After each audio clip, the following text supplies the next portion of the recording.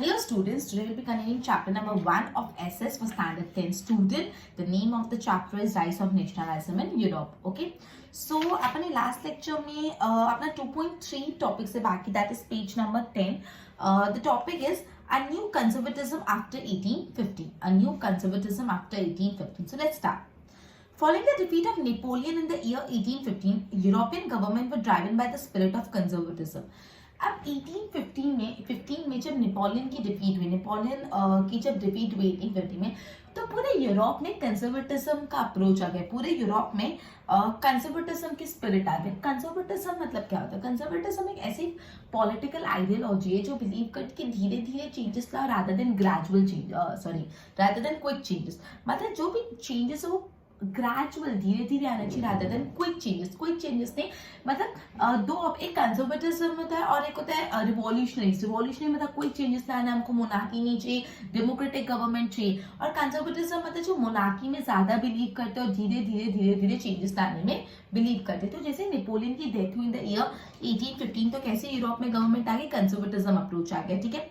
Conservatism believe that the established traditional institution of state and society like monarchy, church, social hierarchy, property and family should be preserved. ये जो conservatives है वो ये मानते थे, ये बिलीव करते थे, मतलब जो कंजर्वेटिव्स मतलब जो कंजर्वेटिज्म का कंसेप्ट फॉलो करते थे वो ये बिलीव करते थे कि जो भी स्टेट और सोसाइटी में ट्रेडिशनल इंस्टीट्यूशन जैसे मोनार्की हो गया, चर्च हो गया, सोशल हायरार्की होगा, ये सब शुड बी प्रिजर्व, ये सब होना चाहिए. मतलब जो मोनार्कीज है, चर्च है, after that property and family, ये सब प्रिजर्व रहना चाहिए, सब वैसा का वैसा रहना चाहिए, इसमें चेंजेस नहीं आने चाहिए, प्रिजर्व रहना चाहिए. Most conservatism, however, did not propose a return to the society of pre-revolutionary days. मतलब लेकिन कंजर्वेटिव्स हम ऐसे नहीं बोलते थे कि रिवॉल्यूशन के पहले वाली जैसा स्थिति थी वैसे हो जाए. प्री रिवॉल्यूशनरी डेज के टाइम की स्थिति नहीं हो जाती थी, वो मॉडर्नाइजेशन में मानते थे. Rather they realised from the changes initiated by Napoleon that the modernization in fact could strengthen the traditional institution like monarchy. वो इनफैक्ट ये मानते थे कि जैसे नेपोलियन ने मॉडर्नाइजेशन है, वो मॉडर्नाइजेशन से हम अपनी मोनार्की को ज्यादा स्ट्रॉन्ग कर पाएंगे. वो प्री रिवॉल्यूशनल एरा के जैसे जीना नहीं चाहते थे, वो यही चाहते थे जैसे नेपोलियन चेंजेस लाए, अपन को भी चेंजेस लाना है, अपन को भी डेवलपमेंट करना है, मॉडर्नाइजेशन करना है. और वो मॉडर्नाइजेशन इसलिए करना है जैसे हमारी मोनार्की ज्यादा स्ट्रॉन्ग हो जाए. ठीक है. A modern army, an efficient bureaucracy, dynamic economy, and abolition of feudalism and serfdom could strengthen the autocratic monarchy of Europe. वो यही मानते थे कि अगर हमारे पास मॉडर्न आर्मी होगी, एफिशिएंट ब्यूरोक्रेसी होगा, इकोनॉमी डायनामिक होगी, फेडरलिज्म और सर्फडम अबॉलिश हो जाएगा, तो यूरोप की मोनार्की, ऑटोक्रेटिक मोनार्की ज्यादा पावरफुल बन जाएगी. ठीक है. तो ये फर्स्ट पैराग्राफ में इतना ही बोला. नेपोलियन की डेथ के बाद यूरोप में पूरा कंजर्वेटिज्म का अप्रोच चला. कंजर्वेटिज्म एक ऐसी पॉलिटिकल आइडियोलॉजी है जहाँ पे ऐसा माना जाता है, political philosophy that stress the importance of tradition, establish institution and custom. मतलब जो भी ट्रेडिशंस चले आ रहे हैं, जो कस्टम्स चले आ रहे हैं, जो ऑलरेडी पहले से एस्टैब्लिश इंस्टीट्यूशंस है वो वैसा का वैसा रहे. And they prefer gradual development to quick change. वो मानते थे कि धीरे धीरे ग्रेजुअल डेवलपमेंट आना चाहिए, क्विक चेंज नहीं आना चाहिए. ठीक है. ये जो कंजर्वेटिज्म थे वो ये मानते थे जो ट्रेडिशनल इंस्टीट्यूट है जैसे चर्च, मोनार्की, फैमिली ट्रेडिशन, वो सब प्रिजर्व रहना चाहिए. हाउएवर ये कंजर्वेटिज्म ऐसे नहीं बोलते थे कि एकदम प्री रिवॉल्यूशनरी एरा जैसे चाहिए, बट यस इनफैक्ट वो बोलते थे कि जिस टाइप का मॉडर्नाइजेशन नेपोलियन लेके आए वो अच्छा है. बट वो क्यों अच्छा है? खुद की मोनार्की को ज्यादा स्ट्रेंथन करने के लिए. वो मानते थे अगर एक मॉडर्न आर्मी होगी, एफिशिएंट ब्यूरोक्रेसी होगी, इकोनॉमी डायनामिक होगी, सर्फडम और फेडरल गवर्नमेंट हट जाएगा, तो यूरोप की जो ऑटोक्रेटिक मोनार्की वो और ज्यादा पावरफुल और स्ट्रॉन्ग हो जाएगी. Clear? In 1815, representative of Europe power British. Just a minute.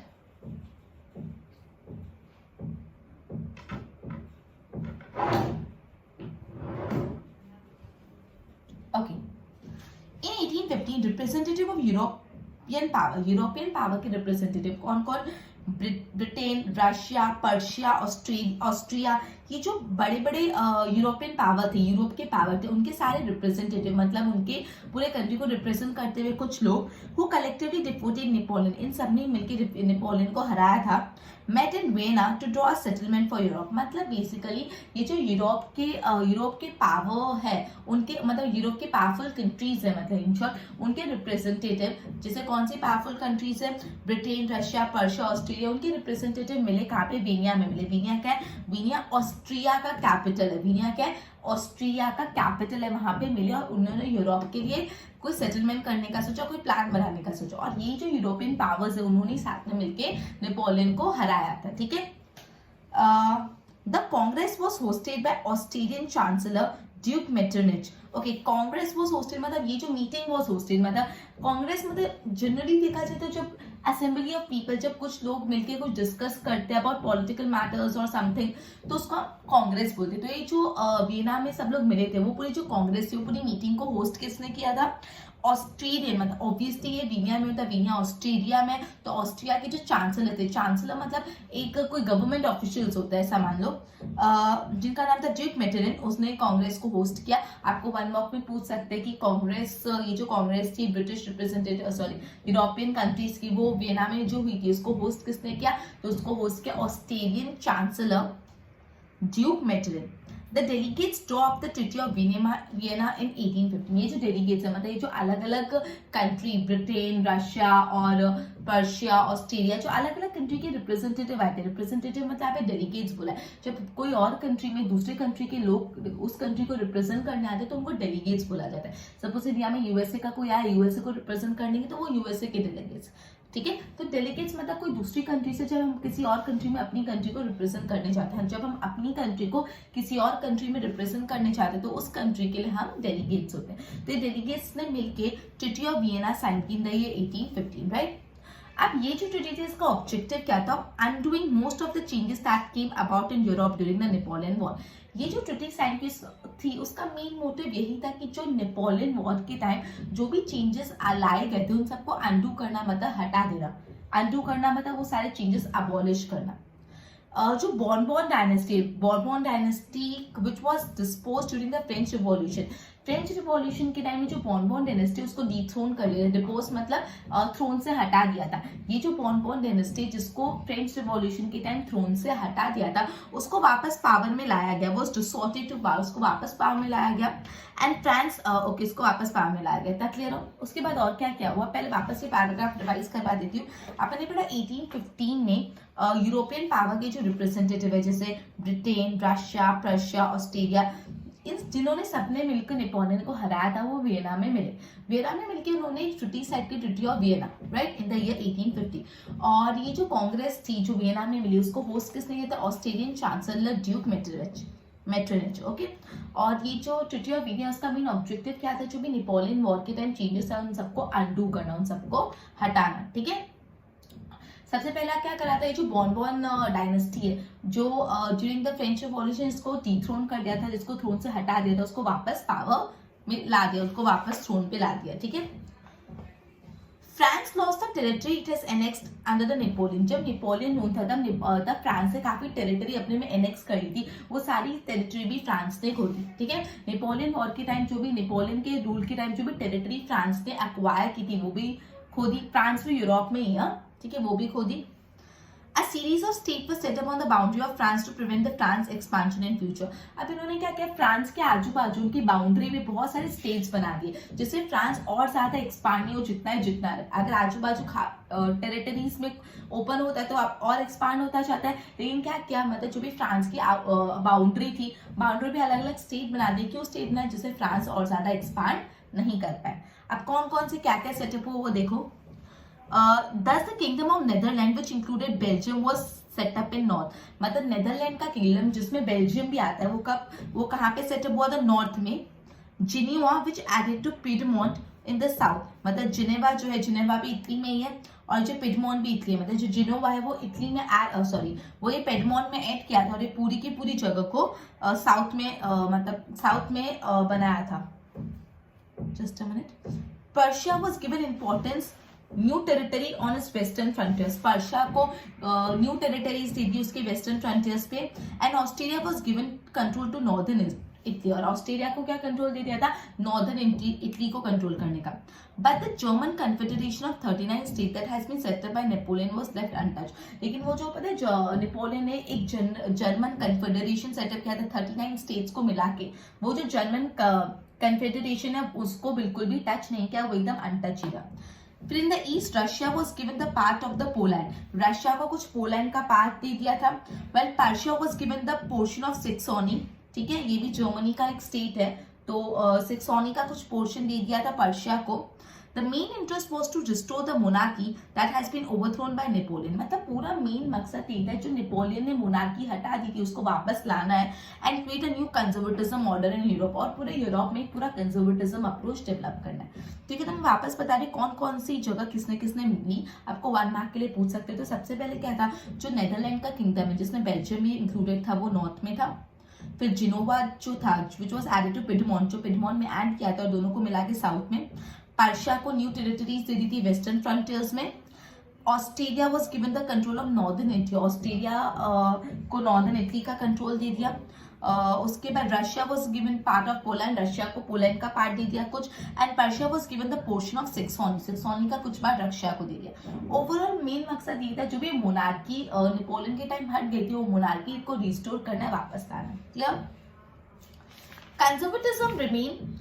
The regime set up in 1815 was autocratic. They did not tolerate criticism. मतलब ये जो पूरी कंजर्वेटिज्म regime थी जो 1815 में सेटअप हुई थी, वो बहुत ऑटोक्रेटिक थी, मतलब जो वो चाहते थे वही करते थे। They did not tolerate criticism and dissent, मतलब अगर उनको कोई क्रिटिसाइज करे कि आप ये गलत कर रहे हो या उनकी कोई बात पे सहमति नहीं है, डिसेंट करे, तो वो ये चीज सहन नहीं कर पाती थी। एकदम ऑटोक्रेटिक थे, जो हमने बोला वो एकदम सही। वो क्रिटिसिज्म बिल्कुल एक्सेप्ट नहीं करते थे, डिसेंटेंस भी एक्सेप्ट नहीं करते थे।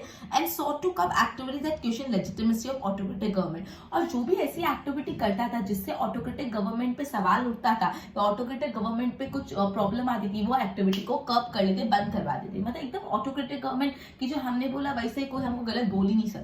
तो बेसिकली जो पूरा कंजर्वेटिव रिजाइम सेटअप किया था उसमें वो इतने ऑटोक्रेटिक थे, दैट इज वो बिल्कुल भी क्रिटिसिज्म टॉलरेट नहीं करते थे, डिसेंडेंट टॉलरेट नहीं करते थे। एंड जो भी ऐसी एक्टिविटीज होती थी, जो एक्टिविटी ऑटोक्रेटिक गवर्नमेंट की लेजिटिमेसी को क्वेश्चन करती थी, वो सारी एक्टिविटीज को भी लोग कर्ब कर देते थे। मतलब जो भी ऐसी एक्टिविटी जो ये गवर्नमेंट की लेजिटिमेट है कि नहीं, गवर्नमेंट सही है कि नहीं, उसको सवाल करती थी, उस वाली एक्टिविटी को ये लोग रोक देते थे।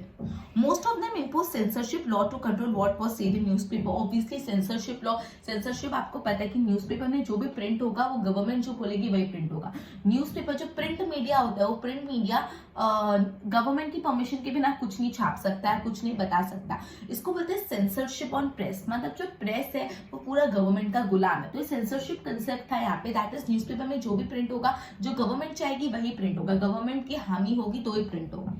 Books, play, songs were reflecting the ideas liberty and freedom. Okay, associated with French Revolution. Now, the memory of French Revolution none other less continued to inspire liberal, but still जो French Revolution की memories थी वो अभी भी कुछ liberals को inspire करती थी। liberals मतलब conservatism से उल्टा, जिनको ये पूरा अप्रोच नहीं पसंद था, जो चाहते थे कि बदलाव लाने तो we need to take a step, हमको कुछ करना पड़ेगा बदलाव लाने के लिए, थोड़ा radical approach फॉलो करते थे वो। ठीक है, one of the major issue taken up by liberal nationalists was to criticize the new conservatives order and the freedom of press. ठीक है, तो मतलब एक जो मेजर इशू था, जो लिबरल नेशनलिस्ट, जो नेशनलिस्ट थे, लिबरल नेशनलिस्ट एक जो इशू उठाते थे वो ये थे, वो criticise the new conservative order was a freedom of press. मतलब ये जो नेशनलिस्ट लिबरल नेशनलिस्ट थे, जो हमेशा कंजर्वेटिज्म अप्रोच को क्रिटिसाइज करते थे, उन लोग का जो एक मेन इशू था वो था फ्रीडम ऑफ प्रेस। क्या प्रेस को कंट्रोल नहीं कर सकते, प्रेस को, मीडिया को जो प्रिंट करना है, जो बोलना है वो बोलेंगे,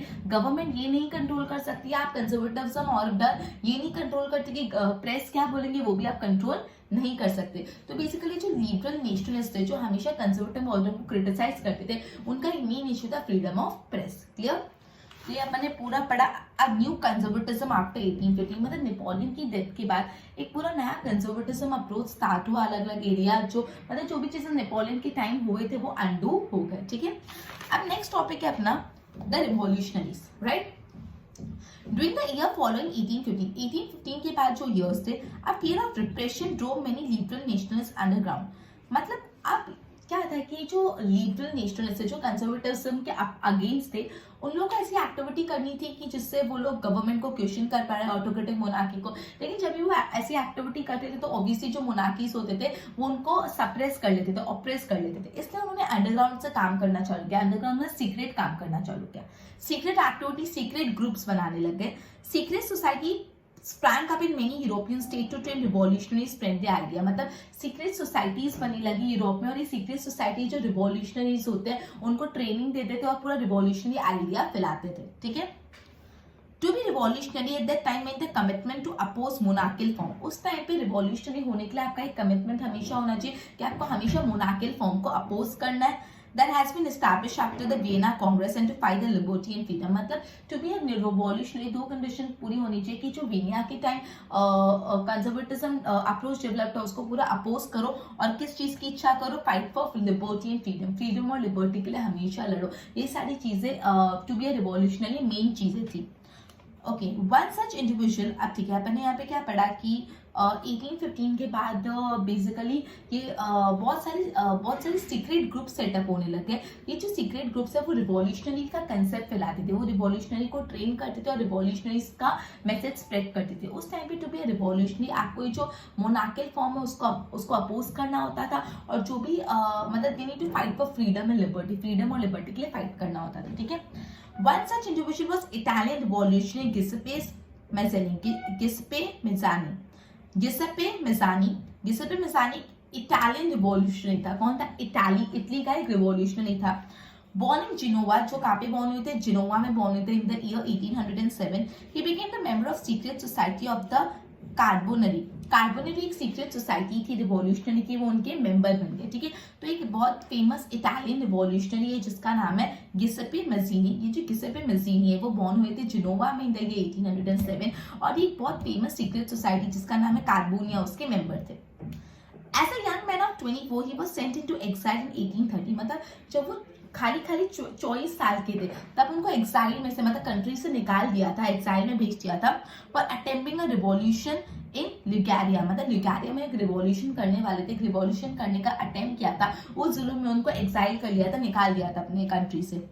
He subsequently founded 2 more underground society। फिर उन्होंने और मतलब ये तो वो उन्होंने और 2 अंडरग्राउंड सोसाइटी बनाई। पहला था यंग इटली इन मार्सेलिस एंड दूसरा था यंग यूरोप इन बर्ने। मतलब उन्होंने 2 और सीक्रेट सोसाइटी फाउंड की। क्या नाम है देखो, फर्स्ट है Young Italy in Marseilles and Young Europe in Berne, whose member were like-minded young men from Poland। और ये जो 2 सोसाइटी के इसके मेंबर्स कहते थे जो they were young men of Poland, France, Italy and Germany। Mazzini believed that God has intended nation to be natural units of mankind, so Italy could not continue to be the patchwork of small state and kingdom. It has to be forged into single united republic within a wider alliance of nation। Mazzini मानते थे कि God ने हमेशा से ऐसे ही बोला है कि मतलब कोई भी एक single, just a minute, then all the nation are the natural unit of mankind। जितने भी नेशन है सब मैनकाइंड के एक नेचुरल यूनिट है। वही मानते थे इटली को हम पैचवर्क ऑफ स्मॉल किंगडम नहीं रखेंगे, मतलब इटली को हम छोटे छोटे किंगडम से बना के नहीं रखेंगे। इनफैक्ट इटली एक यूनिफाइड रिपब्लिक, एक पूरा यूनिफाइड कंट्री जैसा होना चाहिए, ना कि छोटे छोटे किंगडम का पैचवर्क होना चाहिए। Clear? Following this model secret society was setup. ये पूरे मॉडल फॉलो करके सीक्रेट सोसाइटी सेटअप हो रहे थे जर्मनी में, फ्रांस में, स्विट्जरलैंड में, Poland. Mazzini's relentless opposition to monarchy and his vision of democratic republic frightened the conservatives। मतलब ये जो मज़ीनी थे, जो गिसेप्पे मज़ीनी थे, उनका जो अप्रोच अपोजिशन था मोनार्ची को, मतलब वो हमेशा मोनार्की को रेंटलेसली अपोज करते थे, उनको डर ही नहीं लगता था, वो हमेशा उस चीज को अपोज करते थे। And a vision of democratic, और उनके दिमाग में सिर्फ एक डेमोक्रेटिक रिपब्लिक का विजन था। इससे कंजर्वेटिव्स भी थोड़े डर जाते थे। मतलब जो मज़ीनी का एकदम रेंटलेस अप्रोच था कि मैं हमेशा मोनार्कियल फॉर्म को अपोज ही करने वाला, मुझे रिपब्लिक गवर्नमेंट चाहिए, इन सब चीजों उनके एक थॉट से इनफैक्ट जो कंजर्वेटिव्स थे वो डर भी गए थे। Metternich described him as the most dangerous enemy of our social order। Clear? Okay, Rebla Metternich described him as the most dangerous enemy of our social order। Okay, तो ये रिवॉल्यूशन के बारे में अपन ने पढ़ा, मतलब इन शॉर्ट अपन ने पढ़ा इसमें सीक्रेट सोसाइटी फॉर्म होने लगी। सीक्रेट सोसाइटी उन रिवॉल्यूशनरी की थी जो monarchial form of the government को अपोज करते थे और उनको रिपब्लिक गवर्नमेंट चाहिए थी, उनको फ्रीडम और लिबर्टी में वो बिलीव करते थे। वो लोग अलग अलग सीक्रेट सोसाइटी फॉर्म करके रिवॉल्यूशनरी को ट्रेन करते थे और उन्होंने ये मैसेज पहुंचाते थे, और इसकी डिटेल आपको दी। और जो सबसे फेमस इटालियन रिवॉल्यूशनरी जिसका नाम था गिसेप्पे मज़ीनी, उसके बारे में भी अपन ने पढ़ा। क्लियर? अब नेक्स्ट है the age of revolution from 1830 to 1848। ये एज ऑफ रिवॉल्यूशन जो बहुत सारे रिवॉल्यूशंस हुए। पहला, as conservatism regime tried to consolidate their power, liberalism and nationalism came to be increasingly associated। revolution in many regions of Europe such as Italy, German. मतलब बोला है conservative regime try to consolidate their power. मतलब पहले conservatism कुछ भी करे थे, ये जो liberalism और nationalism का concept यूरोप में बहुत ज्यादा फैलने लगा. यूरोप के अलग अलग कंट्री में ये concept फैलने लग गया. आयरलैंड हो, ओटाना एम्पायर हो, पोलैंड हो, जर्मनी, इटली, हर जगह ये नेशनलिज्म और लिबरलिज्म का कंसेप्ट फैलने लग गया. Those revolutionary were led by liberal nationalists belonging to educated middle class. मतलब बेसिकली liberal nationalist ये जो रिवॉल्यूशन है उनको लीड कौन करता था, ये जो रिवॉल्यूशन होते हैं उनको लीडिंग कौन देता था, they were led by middle just a minute by liberal nationalist who belong to educated middle class elite. जो एजुकेटेड पीपल थे, मिडिल क्लास के थे, अमंग हुम वर जो प्रोफेसर्स थे, स्कूल टीचर्स थे, क्लर्क्स थे, कमर्शियल मिडिल क्लास. मतलब ये सारे लोग ने रिवॉल्यूशनरी एक्टिविटी स्टार्ट की. क्लियर. तो यहाँ पे बोला these revolution were led by the liberal nationalist belonging to educated middle class. ये सारे जो रिवॉल्यूशन हुए उनका लीडर कौन था, इन सबको लीड कौन करता था, लिबरल नेशनलिस्ट. और ये लिबरल नेशनलिस्ट कौन थे, वो एजुकेटेड मिडिल क्लास से बिलोंग करते थे, professor, school teachers, clerk, member of commercial middle class, ये सब थे. ठीक है. The first appeal took place in France in July 1830. July 1830 में सबसे पहला जो बोलते हैं ना मूवमेंट स्टार्ट हुआ, कहाँ पे स्टार्ट हुआ, फ्रांस में चालू हुआ. सबसे पहला जो मूवमेंट कहाँ पे चालू हुआ, फ्रांस में. The Bourbon king which had been resorted to power during conservatism reaction after 1850. मतलब अपनी बात था बॉर्बन डायनेस्टी जो फ्रेंच रिवॉल्यूशन के टाइम उनको पावर से हटा दिया था, फिर लेकिन जैसे कंजर्वेटिज्म डेवलप आया तो उनको वापस पावर में डाल दिया. तो दे वर ओवरथ्रोन बाय लिबरल रिवॉल्यूशनरी. तो ये लिबरल रिवॉल्यूशनरी उनको निकाल दिया, ओवरथ्रो कर दिया. Who install a constitutional monarchy with Louis Philippe as it head. और उन्होंने खुद की कॉन्स्टिट्यूशनल मोनार्की सेटअप कर ली with the Louis Philippe as it head. When France sneezes, Metternich wants to demand the rest of the Europe catches power. मतलब जब France छींकता है ना तो पूरे यूरोप को सर्दी हो जाती है. मतलब फ्रांस को कुछ होगा तो पूरे यूरोप में फैल जाएगा, इसका मतलब ये था. इसलिए उन्होंने जो फर्स्ट अपील कहाँ से चालू किया, फ्रांस से चालू किया. ये जुलाई 1830. The July Revolution sparked an uprising in the Brussels, which led to the Belgium breaking away from the United Kingdom of Netherlands. ये जुलाई का जो फ्रांस रिवॉल्यूशन हुआ था उनसे उनके कारण एक अपराइजिंग चालू हुआ ब्रुसेल में. और ब्रुसेल के जो अपराइजिंग, ब्रुसेल में जो रिवॉल्यूशन हुआ उसके कारण जो बेल्जियम था वो यूनाइटेड किंगडम ऑफ नीदरलैंड से अलग हो गया. क्लियर. तो ये अपन ने पढ़ा कि फ्रांस में जो रिवॉल्यूशन हुआ उसके बाद में बेल्जियम कैसे नीदरलैंड से अलग हुआ. An event mobilized national feeling among the educated elite across Europe was the Greek War of Independence. तो Greek War of Independence की बात की है. Greece has been the part of Ottoman Empire since the 15th century. मतलब 15th century से जो Greece है वो ओटामा एम्पायर का पार्ट है. Ottoman empire basically Islamic empire. कौन सा एम्पायर, इस्लामिक एम्पायर. तो ओटामा एम्पायर का पार्ट है Greece from 15th century. A growth of revolutionary nationalism in Europe sparkle of a struggle for independence among Greece. ये जो nationalism हो रहा था यूरोप में उससे इंस्पायर होकर ग्रीस के मन में भी नेशनलिज्म का अप्रोच डेवलप हुआ और उनको भी इंडिपेंडेंस चाहिए था. और ये सब चीजें चालू हुई 1821 में. Nationalists in Greece got support from the Greek living in exile and also from many West Europe who had sympathies for ancient Greek culture. तो मतलब बेसिकली जो ग्रीस के नेशनलिस्ट थे उनको काफी अलग अलग जगह से सपोर्ट मिल रहा था. Poet and artist lorded Greece as a cradle of European civilization. जो पोएट्स थे और जो आर्टिस्ट थे वो ग्रीस को यूरोपियन सिविलाइजेशन का क्रेडल मानते. क्रेडल मतलब झूला देने वाला था. जैसे बच्चे सबसे पहले क्रेडल में झूला झूलते हैं वैसे मतलब पूरा यूरोपियन सिविलाइजेशन का सेटअप बेसिक ही क्या है, Greece. And mobilise public opinion to support the struggle against Muslim empire. और सारे पब्लिक ओपिनियन को मिला देते थे, मोबिलाइज करते थे. और ये मुस्लिम एम्पायर मतलब कौन सा मुस्लिम एम्पायर, ओटामा एम्पायर के खिलाफ सब आ गए. An English poet, Lord Byron, organized funds and later went to fight. मतलब एक इंग्लिश पोएट थे लॉर्ड बायरन, उन्होंने तो पैसे भी कलेक्ट किए और फिर वो वॉर भी लड़ने चले गए. Where he died in the fever, जहाँ पे वो फीवर में उनकी डेथ होगी 1824 में. जहाँ पे फीवर के कारण उनकी डेथ होगी in the year 1824. Finally, the Treaty of Constantinople of 1832 recognized Greece an independent nation. मतलब ये जो 1821 में पूरा फ्रीडम स्ट्रगल चालू हुआ, फिर 1832 में जाके फाइनली ट्रीटी ऑफ कंस्टेंटिनोपल चालू हुई. ट्रीटी ऑफ कंस्टेंटिनोपल साइन हुई जिसने ग्रीस को एक इंडिपेंडेंट नेशन की तरह एक्सेप्ट किया. क्लियर। ये पूरा एज ऑफ रिवॉल्यूशन था जिसमें अपन ने सबसे पहले जो इंट्रोडक्टरी पार्ट है उसमें यही पढ़ा कि ये जो कंजर्वेटिज्म अप्रोच चला नहीं हर जगह रिवॉल्यूशनरी और नेशनलिज्म का अप्रोच डेवलप हुआ। ये जो रिवॉल्यूशनरी और nationalist usually middle class educated people थे, टीचर्स, प्रोफेसर, क्लर्क्स, ये सब थे, ठीक है। सबसे पहला जो अपहील रिवॉल्यूशन को होता है फ्रांस में होता है इन द ईयर 1830, जहाँ पे जो बोर्बन डायनेस्टी को वापस थ्रोन पे ला दिया था, उसको वापस डिथ्रोन कर लिया नेशनलिस्ट लिबरल ने, ठीक है। और वहाँ पे खुद की कॉन्स्टिट्यूशनल मोनार्की सेटअप कर लिया under Louis Philippe as an head, ठीक है। वो हमेशा मानते थे जब फ्रेंच स्नीज करते तो पूरे यूरोप को कोल्ड हो जाएगा, मतलब फ्रेंच में कुछ होगा तो पूरे यूरोप में फैलेगा। उसी तरह क्या हुआ इस टाइम पे, ये फ्रांस रिवॉल्यूशन के कारण ही जुलाई में जो रिवॉल्यूशन हुआ था ब्रिसेल में भी अपराइजिंग हुआ, और इस कारण से जो बेल्जियम था वो नेदरलैंड से अलग हो गया। फिर अपने ग्रीस वॉर ऑफ इंडिपेंडेंस का, जो ग्रीस था वो बेसिकली ओटोमन एम्पायर का पार्ट था in the 15th century. Ottoman एक मुस्लिम एम्पायर है, और ये फ्रांस में पूरे यूरोप में जो नेशनलिज्म और रिवॉल्यूशनरी का कंसेप्ट डेवलप हुआ उससे ग्रीस को लोगों को भी ऐसा लगा कि हमको भी फ्रीडम चाहिए। उन्होंने अपने मूवमेंट्स और रिवॉल्यूशन चालू किए फ्रॉम द ईयर 1821। अलग अलग जगह से उनको बहुत सपोर्ट मिला। इवन पोएट्स और जो आर्टिस्ट थे वो ग्रीस को क्रेडल ऑफ यूरोपियन सिविलाइजेशन भी बोलते हैं। एक इंग्लिश पोएट थे पोएट बायरन, उन्होंने पैसे कलेक्ट किया और फिर वो वॉर भी लड़ने चले गए थे, और लेकिन बट अनफॉर्चुनेटली 1824 में बिकॉज ऑफ द फीवर उनकी डेथ हुई। सारे स्ट्रगल के बाद फाइनली 1834 में ट्रीटी ऑफ कंस्टेंटिनोपल साइन हुआ, जिसके कारण ग्रीस एक इंडिपेंडेंट नेशन बन गया, ठीक है। तो बेसिकली आज अपन ने क्या किया, कंजर्वेटिज्म कैसे डेवलप हुआ, कंजर्वेटिज्म का पूरा अप्रोच अपन ने पढ़ा। फिर अपन ने अलग अलग रिवॉल्यूशनरी के बारे में पढ़ा, और ये जो फ्रांस जुलाई 1830 में रिवॉल्यूशन हुआ, ग्रीस कैसे इंडिपेंडेंट है, वो सारी चीजें पढ़ी। नेक्स्ट लेक्चर में अपन romantic imagination and national feeling का कंसेप्ट करेंगे, ठीक है, और आगे करेंगे। Okay, till then bye bye.